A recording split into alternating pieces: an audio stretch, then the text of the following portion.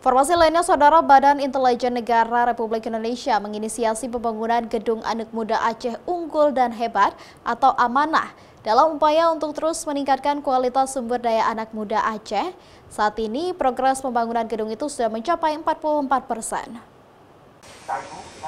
Dalam rangka merealisasikan janji Presiden Joko Widodo saat berkunjung dan bertemu milenial di Aceh pada 2023 lalu, Badan Intelijen Negara Republik Indonesia menginisiasi pembangunan Gedung Anak Muda Aceh Unggul dan Hebat atau Amanah sebagai pusat Aceh Creative Hub yang berlokasi di kawasan industri Aceh, Kialadong, Aceh Besar.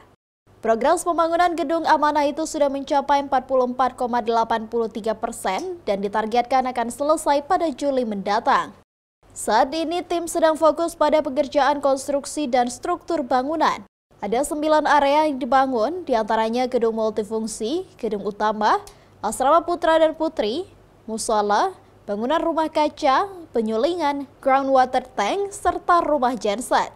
Kami menjelaskan bahwa progres pembangunan Gedung Amanah sampai saat ini itu minggu ke-25 itu telah mencapai 44,83%. Itu dari rencana 44,81%. Jadi di sini terdapat percepatan sebesar 0,02%. Jadi mungkin targetnya ini kita akan selesaikan pada bulan Juli di tanggal 21. Nah, itu akan insya Allah akan mencapai target 100%.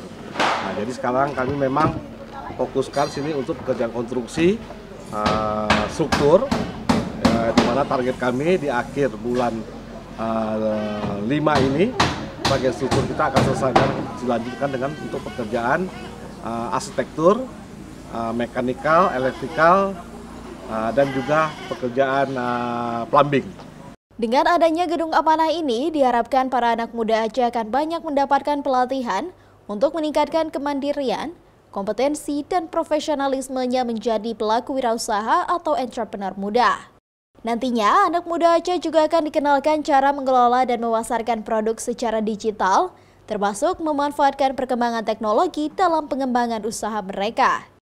Beberapa bidang yang akan mendapatkan peningkatan pengembangan, diantaranya bidang kreatif, riset dan teknologi, kewirausahaan, industri kreatif, pendidikan, literasi, budaya, dan juga bahasa. Nova Misdayanti, Kompas TV, Banda Aceh.